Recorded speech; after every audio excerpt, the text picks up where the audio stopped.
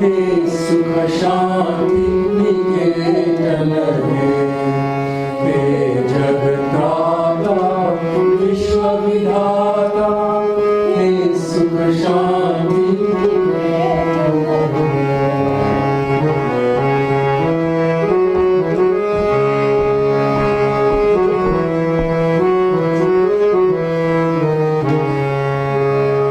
जग आश्रय जगपति जगवंदन जग आश्रय जगपति जगवंदन जग आश्रय जगपति जगवंदन जग आश्रय जगपति जगवंदन अनुपम अलख निरंजन हे अनुपम अलख निरंजन हे जगत्राता विश्व विधाता हे सुख शांति निकेतन हे जगत्राता विश्व विधाता हे सुख शांति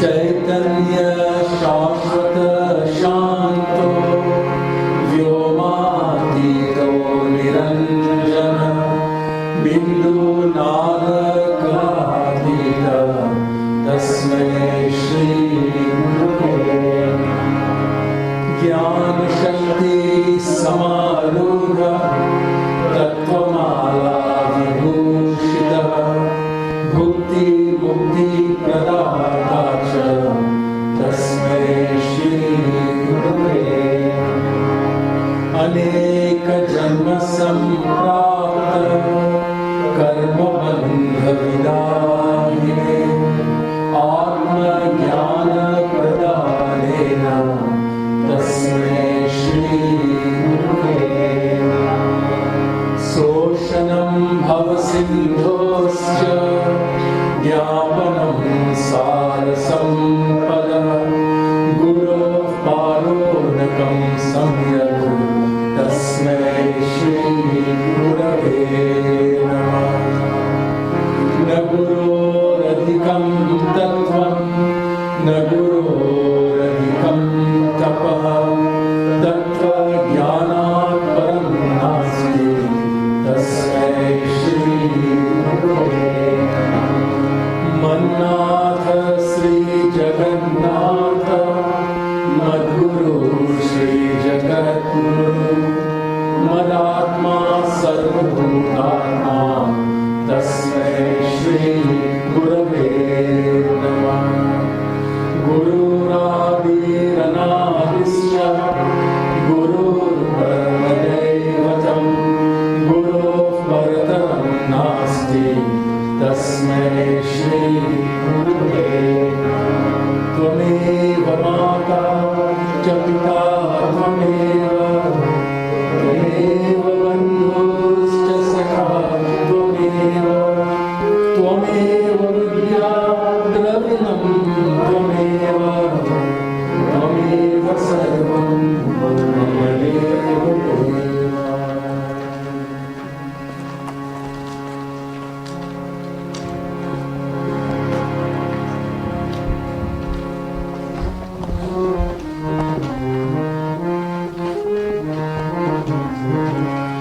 Samprapte sannihite kale Samprapte sannihite kale Nahi nahi rakshati dukkrinch karne Nahi nahi rakshati dukkrinch karne Bhaj Govindam Bhaj Govindam Govindam Bhaj Mudhamate Bhaj Govindam Bhaj Govindam Govindam Bhaj Mudhamate Mudhajahi Ganagama Krishna Mudhajahi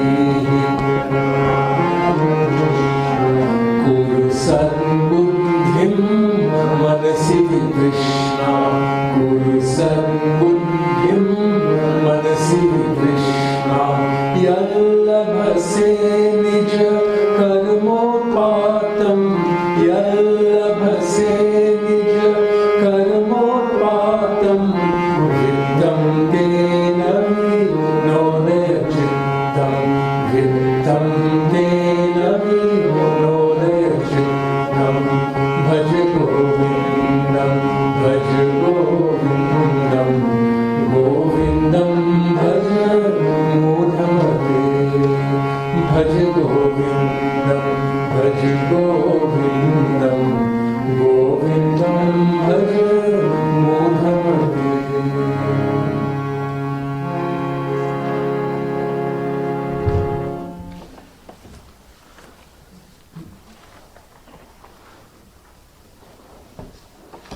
So today we will continue with our study of Bhaja Govindam. And when we met last day, we looked at the opening verse. I told a traditional story of the composition of this text. Shankara was walking in the city of Varanasi and heard someone trying to memorize a grammar rule, Dukrinch. And so he was intrigued by this sound, and he followed the voice and found this very elderly man trying to memorize grammar. And so he was inspired not to condemn the memorization or the scholarship of this old man, but to remind him that there is another knowledge to be sought, a knowledge which alone helps one to overcome fear and anxiety about mortality. So, therefore, in the first verse, which we studied last time we met, Samprapte sannihite kale, when death approaches, nahi nahi rakshati dukrinch karane, then the rule of grammar does not bring consolation. The rule of grammar does not free one from fear. And so in each of these next verses, Shankara turns his attention to some obsession in life. Let's put it in this way. Some obsession in life that when we don't find balance can distract us from our quest for God, from our searching for what he would call Sat or truth. And in the second verse, he dealt with our attitude to wealth. And it says, Mudha jahi dhanagama trishna, that one should try not to, one can never overcome the need for wealth, the necessity of wealth. It's very important for decent and good human life. We spoke about artha being one of the fundamental goals of life. But he speaks here about dhana agama trishna, not getting rid of wealth, but for the greed. Trishna, the greed for wealth, which can never be satiated, which can never be satisfied. And when the mind is free from anxiety or greed about wealth acquisition, then that mind becomes the mind that one can turn, becomes free, becomes peaceful. Kuru sad buddhim manasi vritrishna. And that is the mind that can now turn to the divine, to God. And he finishes the first verse again by reminding us of the practicality of this teaching. Yallabhase nijakarmot patam vittam tena vinodaya chittam. So enjoy your wealth. Vinodaya chittam. That wealth that you have earned through your own honest efforts. Yallabhase nijakarmo utpatam. That wealth that you've acquired through decent and honest means. Now fulfill your life needs. Enjoy. But be free from greed. Be free from greed. Dhana agama trishna. Now in the next verse, which we will turn to in your text, verse 3,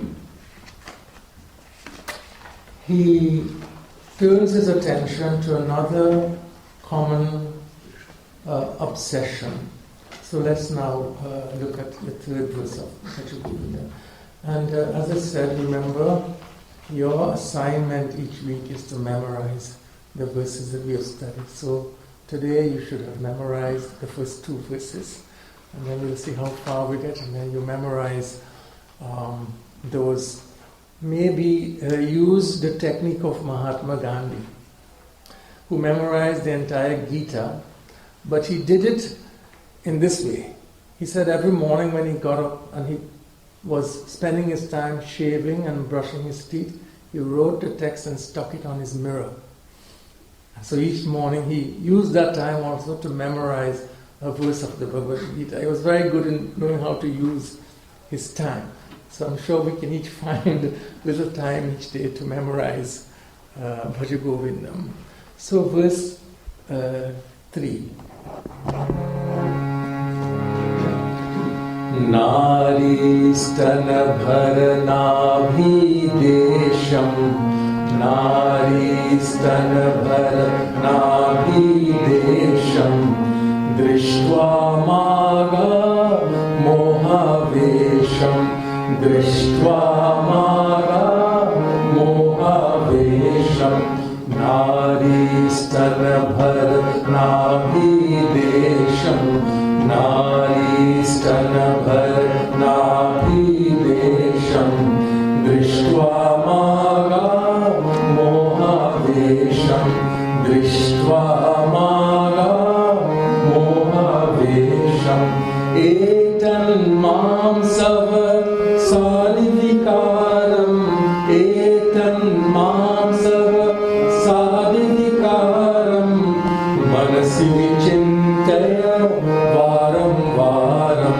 Manasi vichintaya varam varam Bhaja Govindam Bhaja Govindam Govindam Bhaja Moha Mudgar Samprapte sannihite kale Samprapte sannihite kale Nahi nahi rakshati dukrit karane Nahi nahi rakshati dukrit karane. Bhaja Govindam has a subtitle.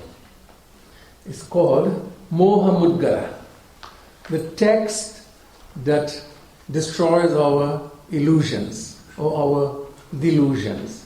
So in each verse, as I said, he turns to some kind of obsession that often stands in the way of human happiness and human fulfillment.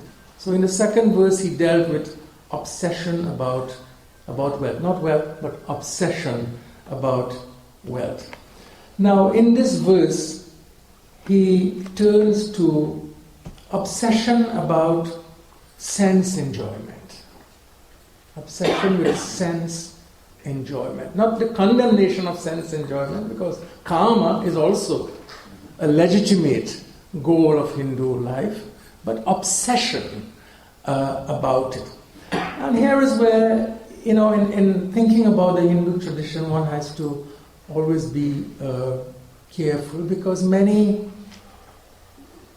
scholars have written in the past and even today about the Hindu tradition and have described it as a tradition that rejects life in the world, negativizes life in the world, that is all only otherworldly, is not about also the enjoying life here and now. So as I said, we always need to remember that karma or enjoyment is a legitimate goal of human life in the Hindu tradition. It is true that the tradition has not taken sense enjoyment to be life's highest goal, but it's a legitimate and important goal, and most important, all pleasures must be sought with respect for virtue, for ethics.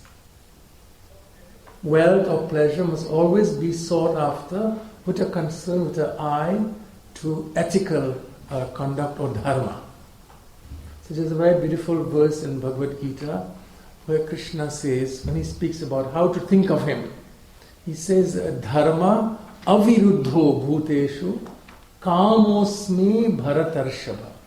So he says that pleasure, that enjoyment of life, dharma aviruddha, which is not in antagonism to, which is not contrary to ethical values. Dharma aviruddha bhuteshu kamosmi. I am that enjoyment. Now see me in that pleasure which does not cause pain to another, which does not bring suffering to oneself or to others. That pleasure I am. Kamosmi bharatarshva. So this balance, this harmony between artha and dharma, kama and dharma, is a very important one in our tradition. But to protect us from the disappointment of being obsessed with sense enjoyment, our tradition also teaches a certain kind of wisdom about it. Throughout the tradition, we are told, please enjoy. Karma is legitimate, but always remember this. And I just want to remind you again of a very beautiful verse in Bhagavad Gita that I'm sure you studied when you looked at the text. Yehi, this comes from the 5th chapter. Yehi samsparshaja bhoga dukkhayonaya evate adyantavanta kaunteya nateshu ramate buddha. So he says, Krishna teaches there, yehi samsparshaja bhoga. Those pleasures, Arjuna, pleasure is legitimate, but remember this. Those forms of pleasure, bhoga, that are born out of samsparsha. Sparsha means contact or to touch. Those bhogas, those pleasures that are born out of contact or relationship between a sense organ, the mind, and a sense object. He calls them samsparshaja bhoga, pleasures born, ja, out of such contact. Dukkhayonaya evate. If you are not careful, they can cause you unhappiness. Why? Not that anything is wrong with the enjoyment, but he says, Adi Anta. They have a beginning, Adi, and they have an end, Anta. Therefore, be careful, Nateshu Ramate Buddha. Be careful that you don't get obsessed. Be careful that you don't get attached. Because it will come to an end. It has Adi and Anta. Therefore, a wise person, Buddha, he says, does not get obsessed about these. Understands the limits. Understands the limitations of such kinds of pleasures. So it is this in mind, all this background in mind, the great Shankara comes to karma in this verse. And he says, Nari stanabhara nabhi desham. It's a very frank verse, but always remember, Shankara is writing from a male perspective. Today we are reading the text, we have to think of both. So, male and female. So, looking at the body of the opposite sex, looking at the body, moha vesham. He says, don't get obsessed. Be aware of the limits also. Do not be confused. After all, nari stana bhara nabhi desham drishtva, looking, maga moha vesham. Don't get obsessed. Etan mams avasadi vikaram manasi vichintaya varam varam. Think about this, that it also is finite. This is his point. It has Adi and it has an Anta. The body comes into being, it grows, it changes. It will also pass away. Don't cling on to it. Don't think you can hold on to it, or you can become obsessive about the pleasures of the body. Think of this again and again. Manasi vichintaya varam varam. Think about this. Whenever you are tempted to become obsessed, it's called Pratipaksha Bhavana, thinking of the limitations of it. Control yourself by reflection. Manasi vichintaya varam varam. So it is quite clear, and I think we should not misunderstand this, that in the Hindu tradition we value the human body. We value human birth. We do not negativize or look down on the physical. After all, our tradition speaks of the physical body as moksha sadhana, the place, the instrument where one seeks spirituality, without which it is not possible. But at the same time, we are not a culture of body worshippers. We are not a culture of body worshippers. We have a realistic sense of the value of the body and its importance, but not obsessive about it. And this is, I think it's a very valuable insight, because I think modern culture, in so many ways, it's a kind of lacks balance as far as the body is concerned and becomes very much of a body-centered culture. We see it in so many ways. The whole, so much of the advertising industry, is based on a sexualization of the human being. I mean, we put pressures on young women to keep the body in a particular way, without which they feel that they feel lack of self-worth, if they don't maintain a certain weight or a certain kind of appearance. All of these are symptomatic of a culture that is focused so much on equating the value of the human person with his or her physical body. And I think all of that is what the great teacher here wants to help us to understand, that a body-centered culture is problematic. And it erodes something about what it means to be human. So he says, think about this. Manasi vichintaya varam varam. That it has its value, but it also has its limits. And have your priorities right when it comes to thinking about the body. Have your priorities in a proper place.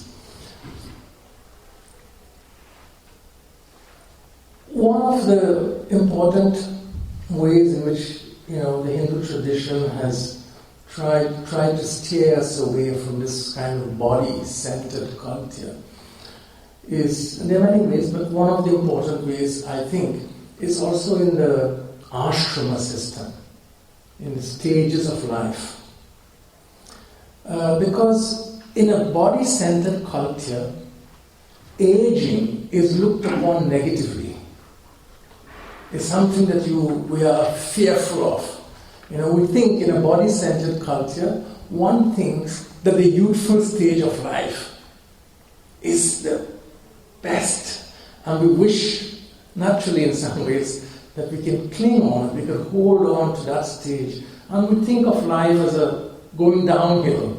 Okay, so we climb up and we get to this youthful stage, and everything else is downhill from that. And so we think of everything that is done in contemporary culture to hold on to youthfulness. It's a very profitable enterprise, but you can't. You can't. So our tradition has said, think about that the meaning of life is not to be measured or not to be thought of only chronologically. That as you age, you become less significant, life becomes less important. But think of it in the structure of ashramas. Don't measure your life by years. Measure your life by meaningfulness. What are you doing in each stage of life? Each stage presents new opportunities for you, which is what the ashrama idea is. So there is a stage when you focus on studies, there is a stage, where you're centered on family, but when those stages are over, there are new opportunities. There are new doors that open that you should embrace. Don't think of decline, think of opportunity, think of new possibilities. But it requires a shift from being focused only on the physical at the expense of everything else. In the next verse, the teacher introduces a note of urgency to us. Of course, keeping in mind that he is speaking here to a very aged man, but he speaks through him to all of us in the next verse, which is verse 4. He uses a very beautiful metaphor in this verse. It's very poetic verse also in terms of the Sanskrit composition. Nalini dalagata jalam atitaralam. Nalini dalagata jalam atitaralam. Tadvajjivitam atishaya chapalam. Tadvajjivitam atishaya chapalam. Nalini dalagata jalamati taralam. Nalini dalagata jalamati taralam. Tadvajjivitam atishaya chapalam. Vidhi vyadhyabhi managrastam. Vidhi vyadhyabhi managrastam. Lokam shokatam cha samastam. Lokam shokatam cha samastam. Bhaja Govindam, Bhaja Govindam. Govindam Bhaja Moha Mudgar. Samprapte sannite kale. Samprapte sannite kale. Nahi nahi rakshati dukrinch karne. Nahi nahi rakshati dukrinch karne.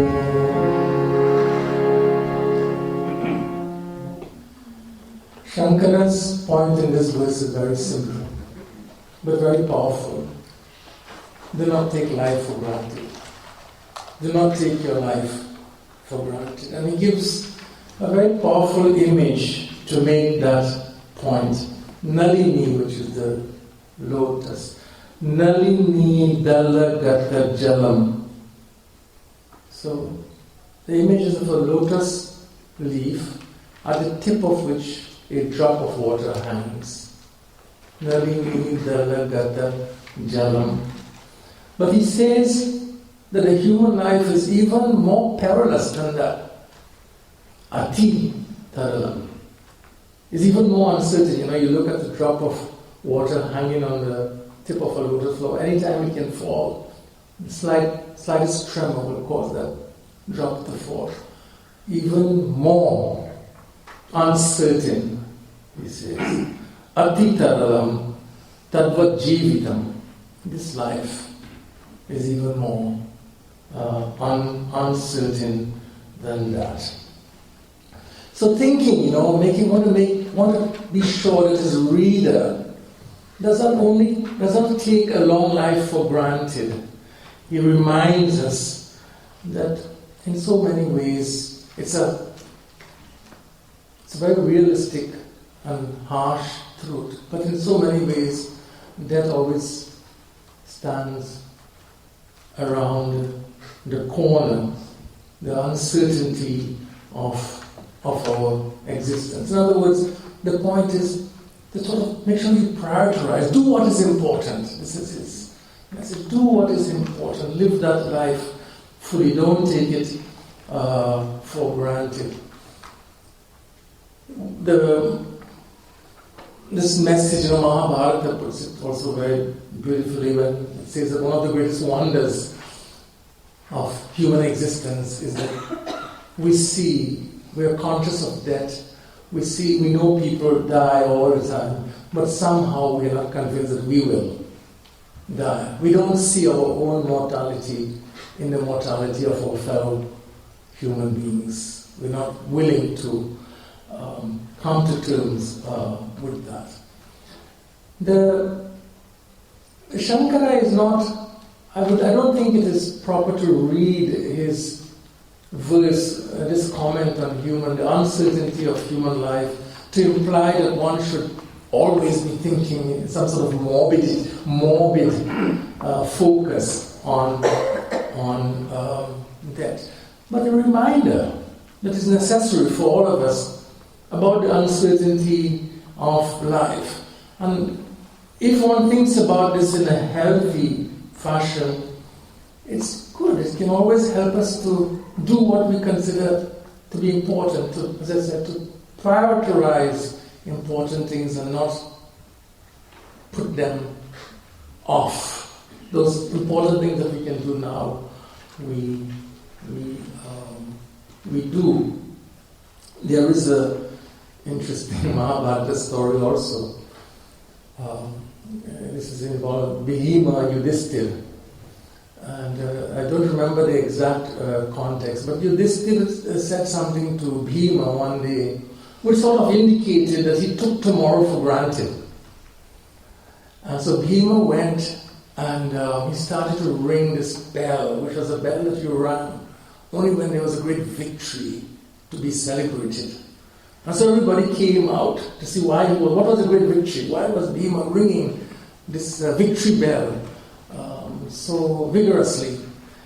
And Bhima said, well, because my brother has achieved a great victory today. He's so sure he will be here tomorrow, so obviously he has conquered death.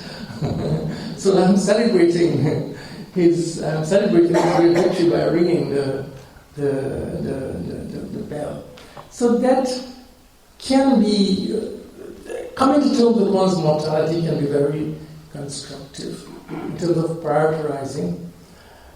But even as important or more important than that, it's always a reminder that sometimes the things that we give the most important to, those things that we hold on to, we cling on to, there is going to come a time when we have to let it go. So that can also be a great teacher of what we call vairagya, learning to become detached. Learning that there is an experience, there is a moment when everything that seems to be somehow so important, willingly or unwillingly, one will have to let it go. Not only Shankara says, is life uncertain, but even in his terms he says, Nalini dalagata jalam ati taralam, tadvat jivitam atishaya chapalam, vidhi vyadhi. This, illness. Maybe, you can fall ill and not have the ability to have the faculty of your mind and body to do the things that you want to do. The threat of illness is always there. There is no time to waste. A healthy body is a great asset. A healthy mind is a great asset in accomplishing the important goals of life. Do not take it for granted. And then he ends the verse by saying, Lokam shokahatam cha samastam, that the world is a place of sorrow. Again, it sounds like a very harsh description. Lokam shokahatam cha samastam.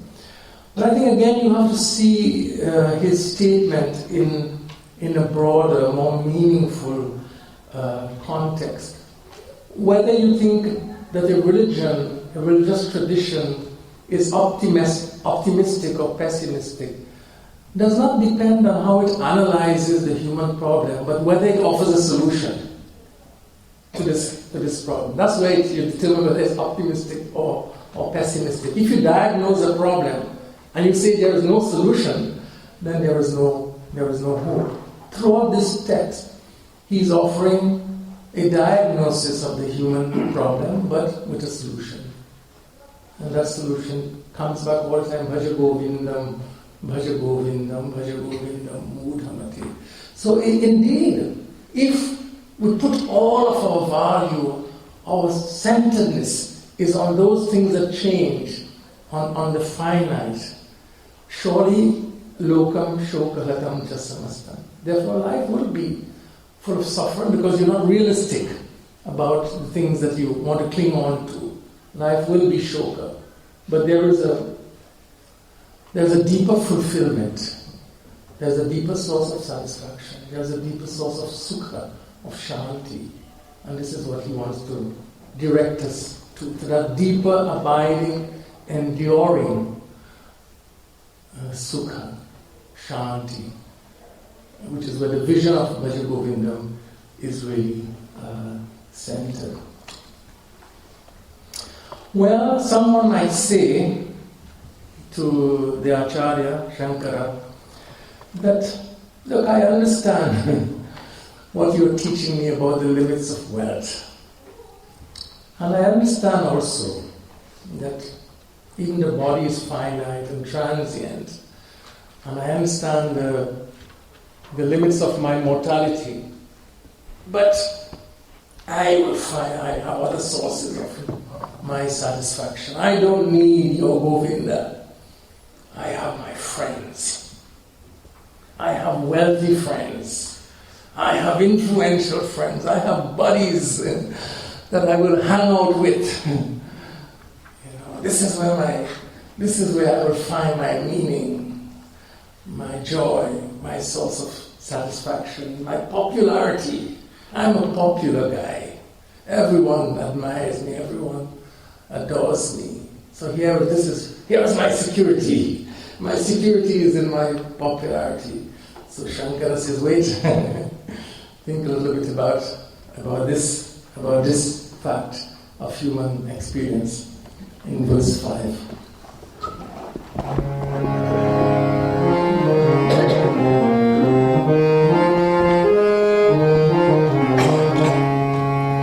Yavat vittoparjana sakta, yavat vittoparjana sakta, tavan nija parivaro rakta, stavan nija parivaro rakta, yavat vittoparjana sakta, yavat तावन निज परिवारो रक्ता, तावन निज परिवारो रक्ता, पश्चात् जीवति जर्जर देहे, पश्चात् जीवति जर्जर देहे, वार्तां कोऽपि न पृच्छति गेहे, वार्तां कोऽपि न पृच्छति गेहे, भज गोविन्दं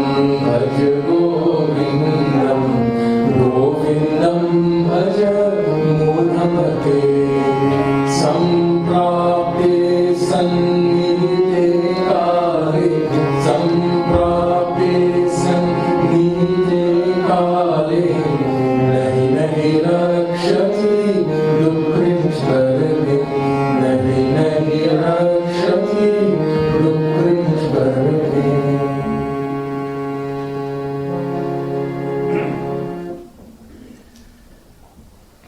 So here he makes a comment on human relationships.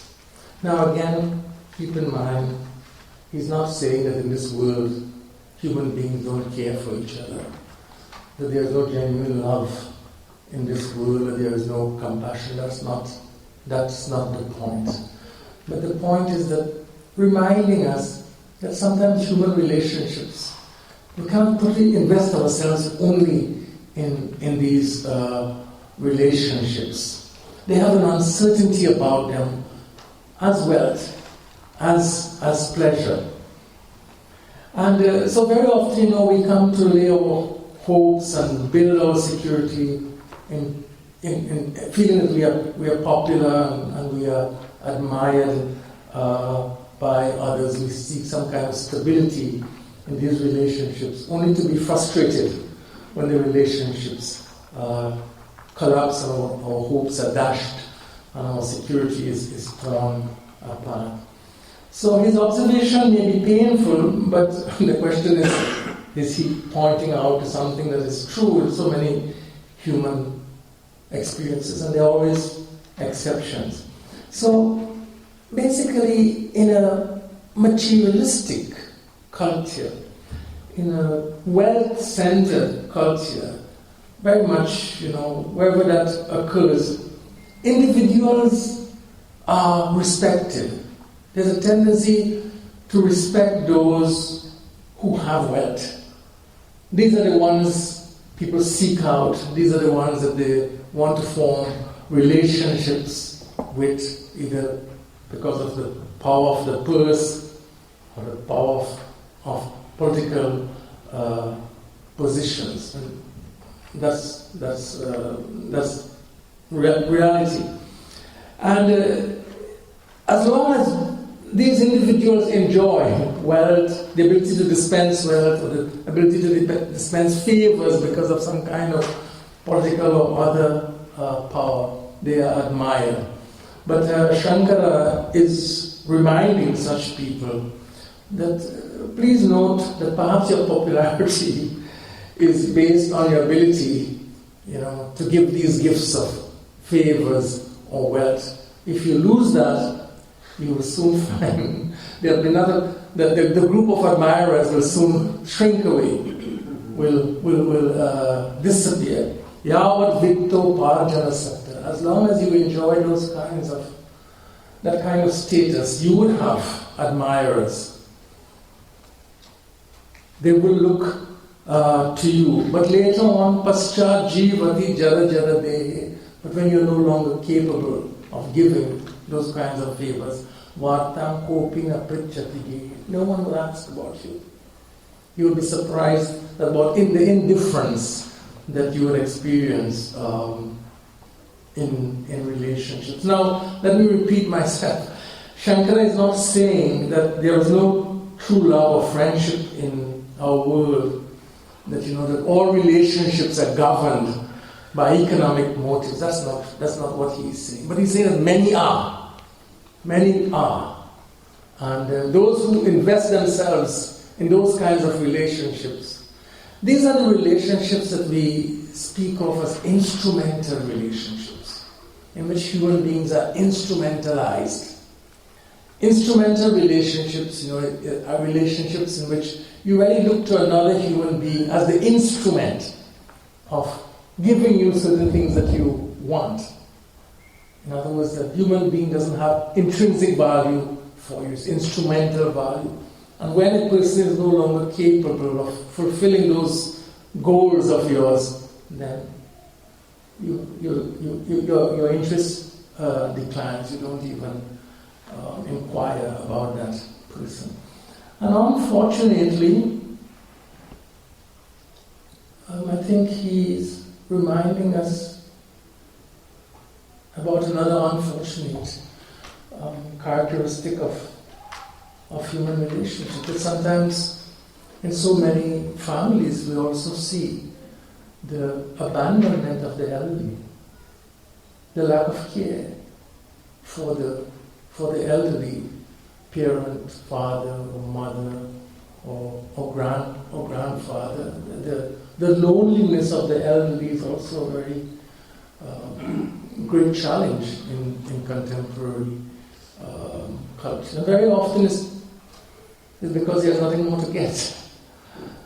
Even sometimes the family members can be instrumentalized in that way, and when they're no longer productive or able to give, children don't show any kind of interest in those relationships and nurturing those relationships. So it's a very stark statement, but I think it's a very important comment he's making also on the nature of many human relationships, not all, many human relationships in which people have only instrumental value, whether the object is power or wealth or some kind of favor that one speaks. Relationships that are governed solely by what we might speak of as self-interest. Now, so you might ask, well, what does Shankara want me to do? What should I do if I take his insight seriously? How should I respond? I would say that he's not saying that one should become miserly or that one should not give and one should not share as much as one is able to. But at the same time, don't give or share with the expectation of receiving. Whether it's to your children, generosity into your family, or to your friends, You give because it is good to give, not because you are, looking for your security or stability in the response of the other. Your security should be in something that is more trustworthy, in something that is more reliable, in something that is less fickle and more predictable. Of course, this is what he refers to here as Govinda or Sat. This is, I think, where his vision is. One should not build security on those things that are insecure.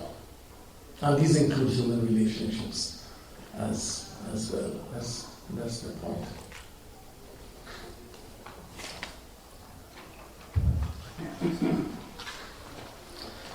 If we did not get him very clear in his earlier comment on the nature of the body, he reminds us in a very different way about the limits of physical existence in the sixth verse of Bhaja Govindam.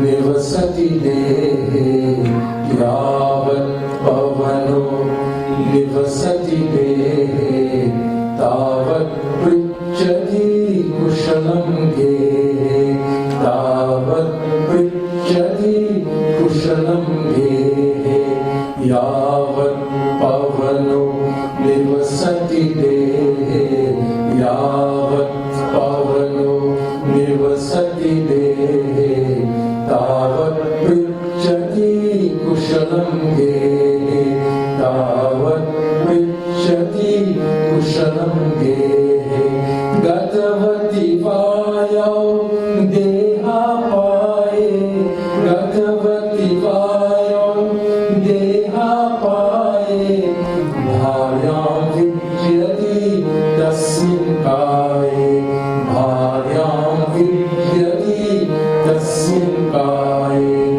Bhaja Govindam, Bhaja Govindam, Govindam Bhaja Moha Mudgar, Bhaja Govindam, Bhaja Govindam, Govindam Bhaja Moha Mudgar, Samprapte Sannite Kaye, Samprapte Sannite Kaye, Nahi nahi rakshati dukrinch karne, Nahi nahi rakshati dukrinch karne.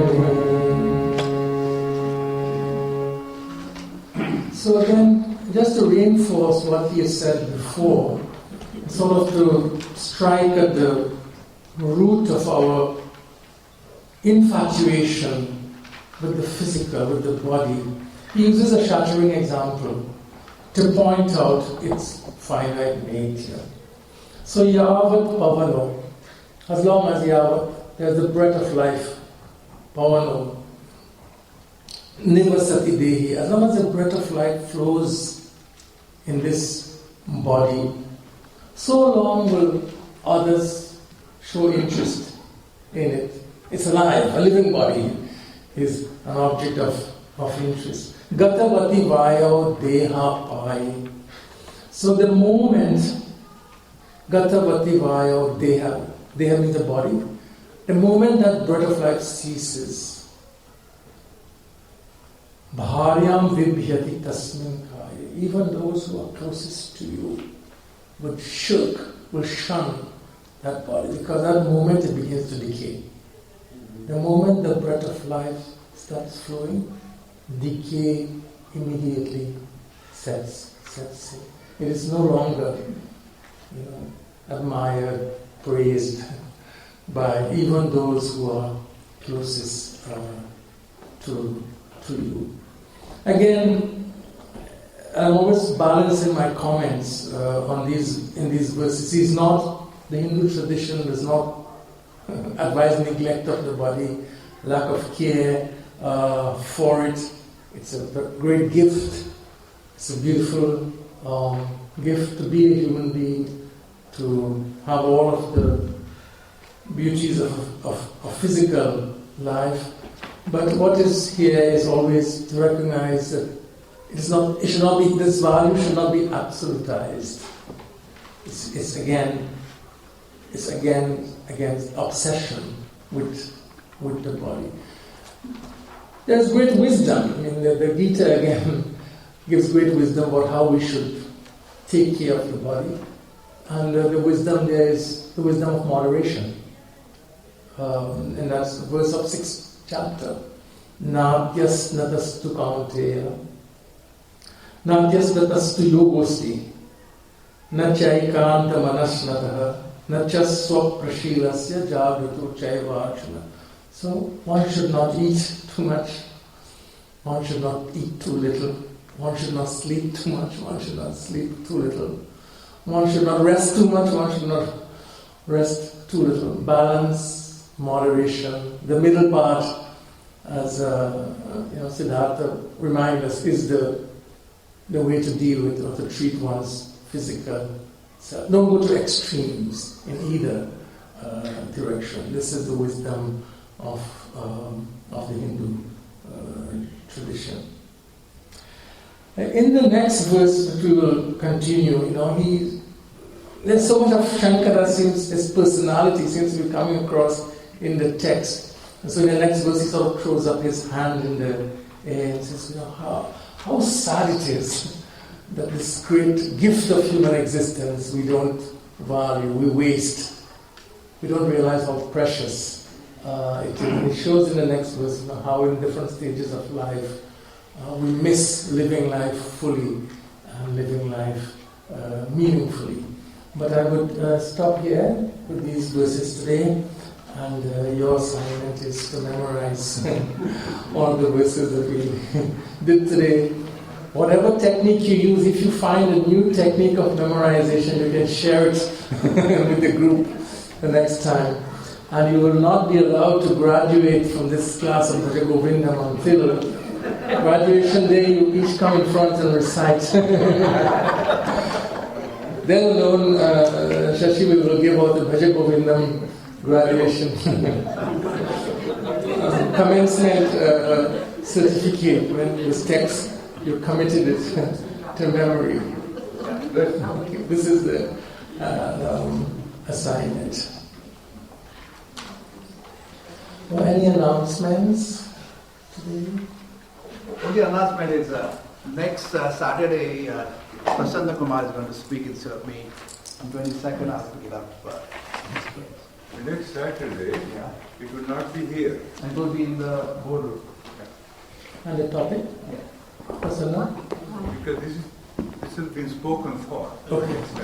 Well, you want to mention which topic you will be speaking on? Your personality from Mahabharata was the topic. Draupadi. You will continue in discussion. Yeah, I've done part of it. Okay. Now I want to talk about her role in Viratanagar during the Ajnatavasa, killing the Kichatan and all the others. Let's close the prayer.